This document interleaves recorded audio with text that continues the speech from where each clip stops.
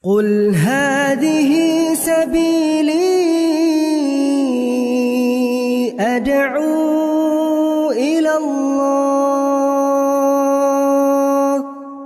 Assalamualaikum warahmatullahi wabarakatuh. Alhamdulillah, kita ketemu lagi di channel Pemberantas Kemaksiatan Kaum Muslimin. Dan seperti biasa, sebelum kita masuk ke pembahasan, kami ingatkan untuk kaum muslimin yang belum subscribe ke channel ini, silahkan subscribe untuk mendapatkan notifikasi ketika ada video-video yang terbaru yang kita upload di channel ini. Dan untuk yang sudah subscribe, kami ucapkan jazakumullahu khairan katsirah. Dan kaum muslimin, banyak sekali tokoh-tokoh agama yang masih belum tersadarkan dengan pembodohan-pembodohan yang dilakukan oleh para Habib Ba'alawi. Salah satunya adalah Buya Yahya. Di dalam video ini, Buya Yahya bersikukuh mengatakan bahwasanya nasab Ba'alawi itu benar nyambung kepada Nabi Muhammad SAW berdasarkan sughroh wal istifadah. Jadi kalau nasab para Habib itu sudah sughroh wal istifadah, ya, maka kita nggak boleh menafikan katanya. Padahal berdasarkan sumber-sumber informasi yang ada, ya, sughroh wal istifadahnya nasab Ba'alawi itu ya hanya di kalangan Ba'alawi saja. Ya, buktinya banyak sekali video-video, di antaranya seorang mahasiswa asal Yaman yang kemudian mewawancarai orang Yaman sendiri, bertanya apakah Ba'alawi itu adalah zuriat Nabi Muhammad SAW. Maka orang Yaman sendiri pun tidak mengakui bahwasanya Ba'alawi itu adalah zuriat Nabi Muhammad SAW. Jadi sughroh wal istifadahnya Ba'alawi itu ya hanya di kalangan Ba'alawi. Sehingga tidak cukup untuk menetapkan atau mengisbat bahwasanya nasab Ba'alawi itu adalah zuriat Nabi Muhammad SAW. Apalagi berdasarkan penelitian yang dilakukan oleh Kiai Imaduddin Utsman Al-Bantani, yang menemukan berdasarkan ilmu sejarah, ya, ilmu filologi, ilmu nasab, bahwasanya nasab Ba'alawi itu terputus, tidak sampai kepada Nabi Muhammad SAW. Tapi sepertinya Buya Yahya ini ya masih tetap bersikukuh, ya, mengatakan bahwa Ba'alawi itu adalah zuriat Nabi Muhammad SAW. Bahkan mengatakan lebih baik salah mencintai daripada salah menafikan. Padahal dua-duanya salah. Salah mencintai itu juga salah, salah menafikan juga salah. Jadi mencintai atau menafikan itu harus berdasarkan ilmu, ya.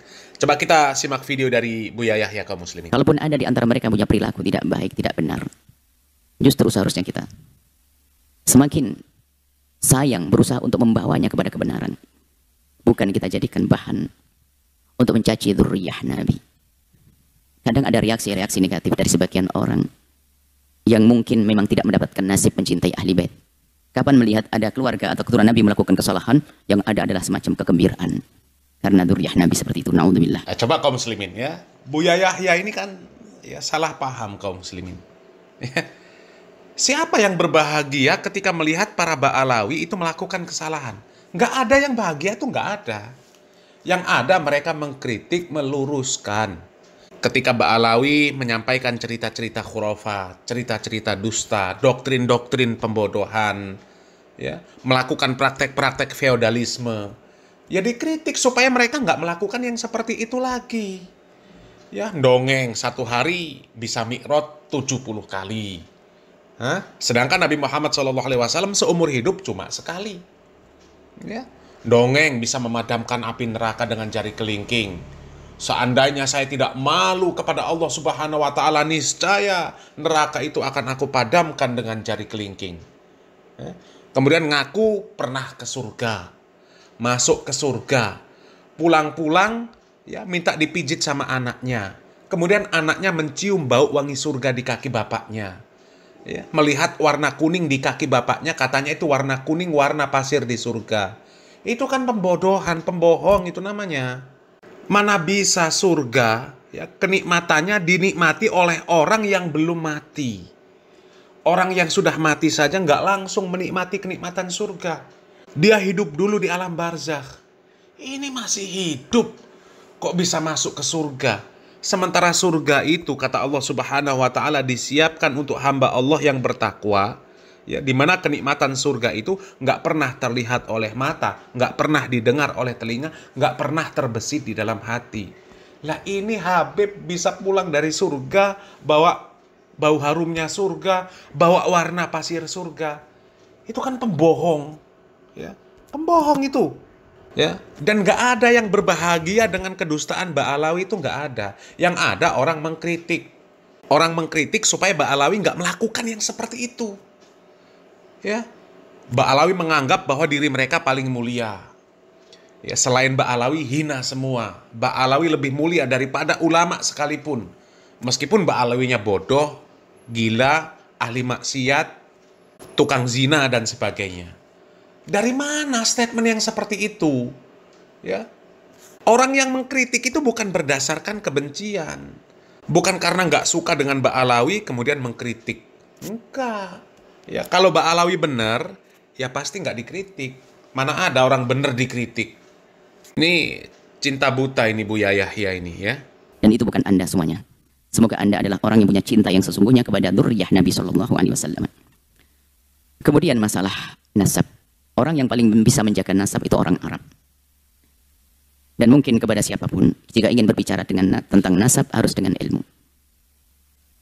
Kami mengetahui sedikit tentang ilmu nasab tersebut, maka kami sampaikan, tidak susah di dalam menitsbat nasab. Yang jelas ada satu hal yang harus kita fahami, bahwa Nabi pernah bersabda, "Man idda'a ila ghairi abihi wa ya'lamu annahu ghairu abihi fal jannatu 'alaihi haramun." Barang siapa mengaku-ngaku menisbatkan kepada selain ayahnya, dia mengaku-ngaku kepada selain bapaknya, dan dia tahu kalau itu bukan bapaknya, bukan nasabnya, maka surga haram bagi dia. Untuk memahami ini adalah memahami dengan dua sisi. Yang pertama, kalau itu bukan keturunanmu, bukan ayahmu, jangan katakan itu ayahmu. Ini satu sisi. Tapi jangan memandang dari sisi ini saja. Sisi lain adalah, jika selama ini Anda tahu bahasanya itu ayah dan kakekmu, maka Anda pun tidak boleh mengingkari. Maka selama ini, orang yang kami ketahui yang punya nasab kepada ahli bait Nabi Muhammad, mereka memang mengetahui seperti itu dari orang-orang sebelumnya. Maka orang seperti juga tidak boleh mengingkari nasabnya. Karena memang selama ini yang mereka ketahui adalah nasabnya dari ayahnya begitu seterusnya sampai baginda Nabi. Jadi memahami hadis tersebut jangan salah. Sisi lain, Anda kalau tidak punya nasab kepada baginda Nabi, jangan mengatakan. Tapi kalau memang selama ini Anda mendengar dari orang tua Anda, dari paman-paman Anda punya nasab, Anda tidak boleh menafikan nasab itu. Tolong pahami agar semua hati-hati. Jika Anda menolak nasabnya seseorang, apalagi dzurriyyah Nabi, jika ternyata itu nasabnya sambung kepada Rasulullah, alangkah besar nih kezaliman kita. Dua grup berarti, kalau tadi katanya ada fenomena kontroversi, berarti kan ada dua grup.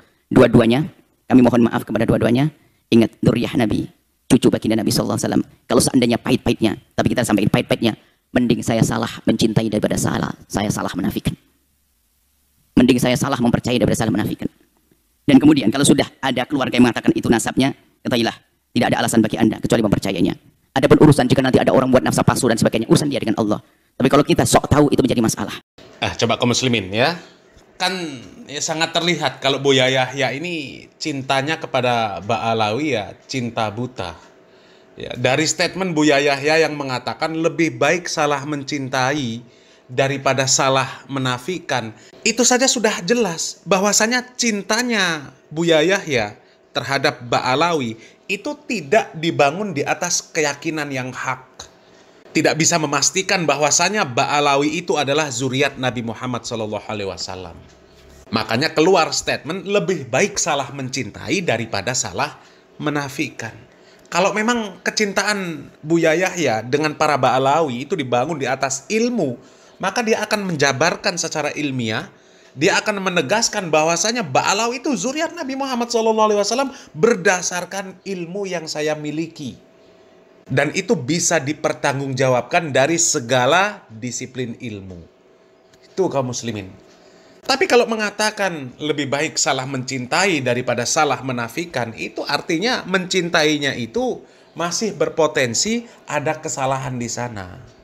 Masih berpotensi bahwa yang dicintai itu bukan zuriat Nabi Muhammad SAW. Lebih-lebih penelitian yang dilakukan oleh Kiai Imad menunjukkan bahwasanya Mbak Alawi itu bukan zuriat Nabi Muhammad SAW.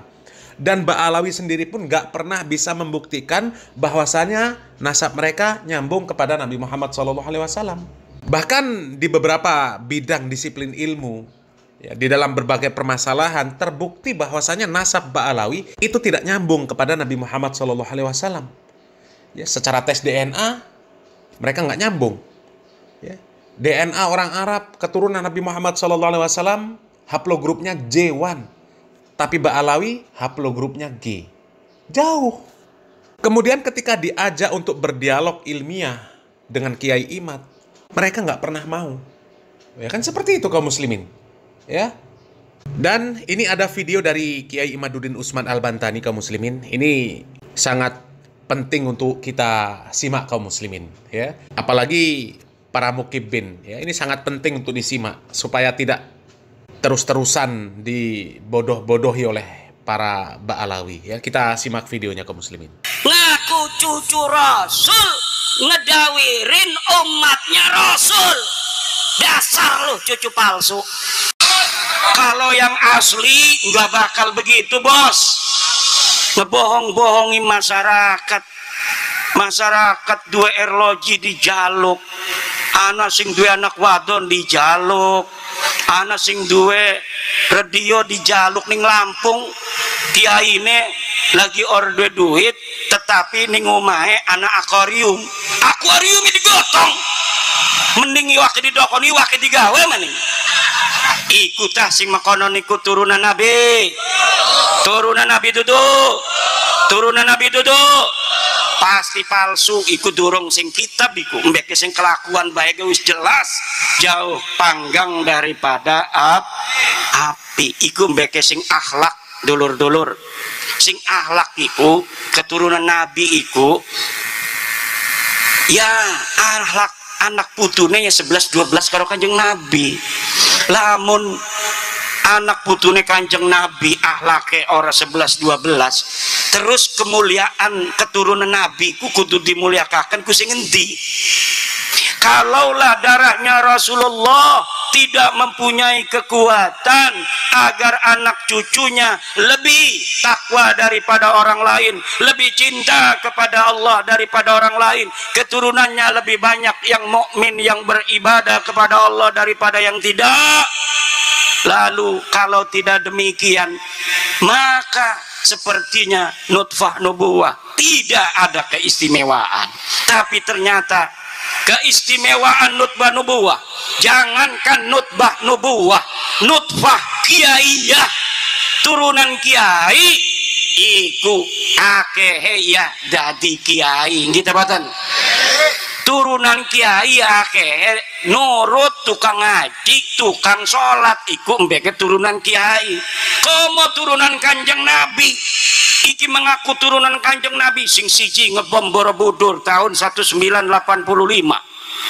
yang satu lagi sodomi, yang satu lagi narkoba ning Bekasi tatone sekujur badan, sing siji maning apa raneko ngembat santrine pengajian dimbak, sing siji maning 31 wong wadon dimbak.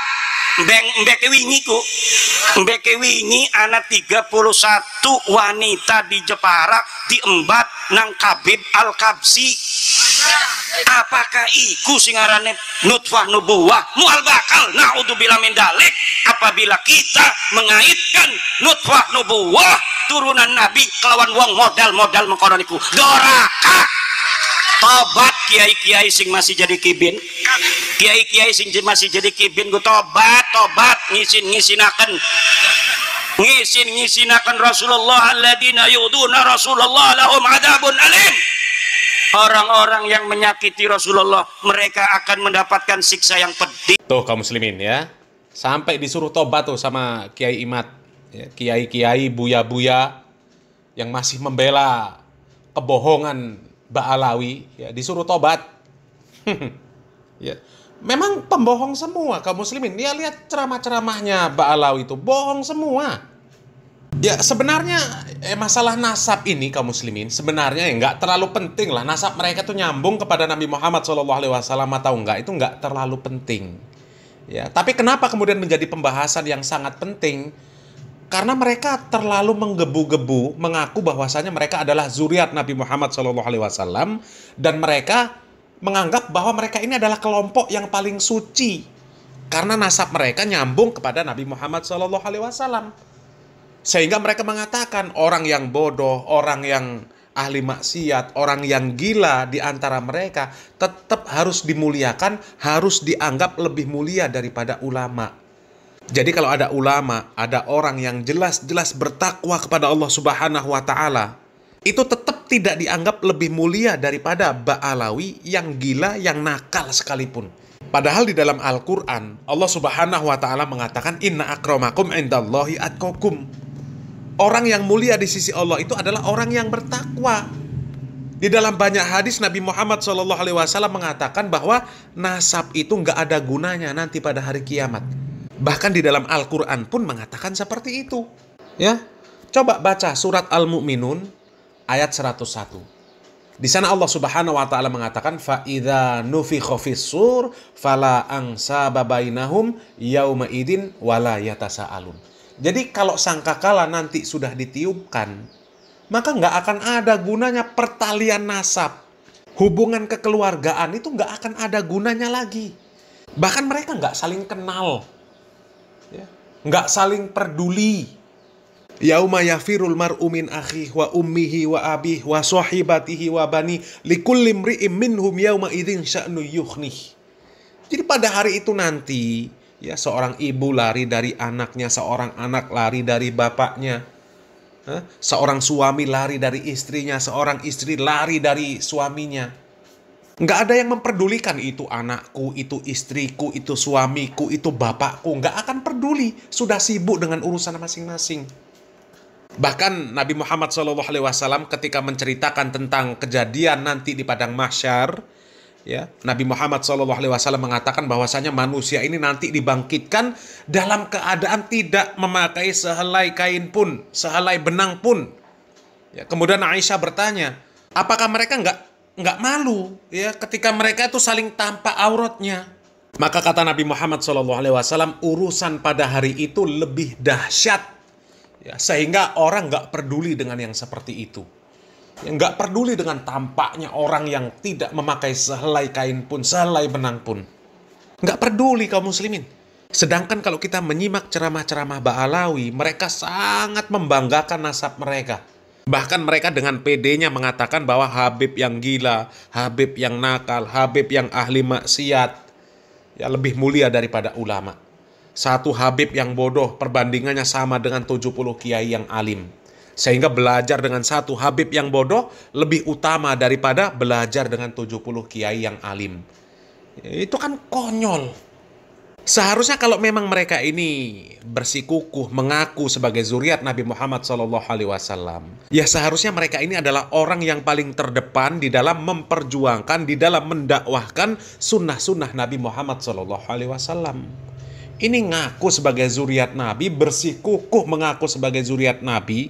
Kalau ada orang yang protes dianggap seperti iblis, orang harus wajib menghormati dia, tapi kerjaannya justru malah merusak syariat yang dibawa oleh Nabi Muhammad SAW.